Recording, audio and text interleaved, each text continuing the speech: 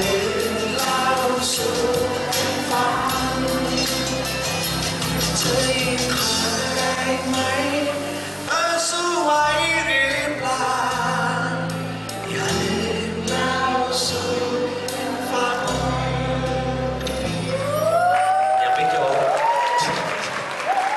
อีกพักคน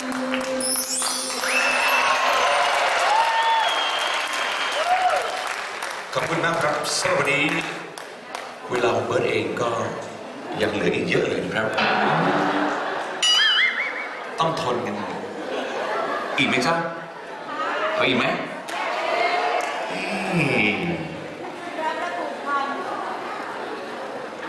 ก่อนจะร้องเพลงต่อไปเบิร์ดอยากฟัง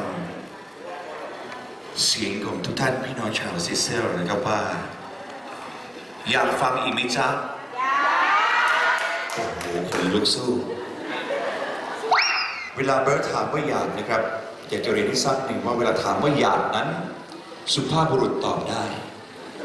นะครับแต่สุภาพสตรีเบิร์ดขอร้องนิดนึงนะครับการที่เราได้เปล่งคำว่าอยากออกมานั้นมันดูหน้าขนลุกนะครับมันดูไม่งามนะครับอย่างเช่นเวลาถามว่าอยากไหมสุภาพบุรุษตอบว่าอยากฟังดูมีพลังมากครับแต่ถ้าสุภาพสตรีตอบว่าอยากมาคนเดียวไม่เท่าไหร่ครับถ้าพาแฟนมาด้วยนี่จะมีการสะดุ้งเกิดขึ้นอีกแล้วเลยมันหมายถึงกำลังวังชาเลยทีเดียวครับถ้าเบิร์ดถามว่าอยากไหมของ่ายๆนิดเดียวครับแค่พยักหน้าก็พอแล้วนะครับถามว่าอยากไหมสุภาพสตรีอยากไหมแค่นี้นะฮะหรือว่าดูเรื่องอยากฟังไหมจ๊ะโอ้โหอ่ะไหนก็อยากแล้วเบิร์ดจัดเมดเล่ฟังสักชุดหนึ่งแล้วกันนะครับ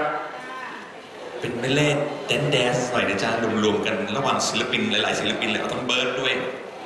เอาทั้งสมัยนี้อะไรนะดัง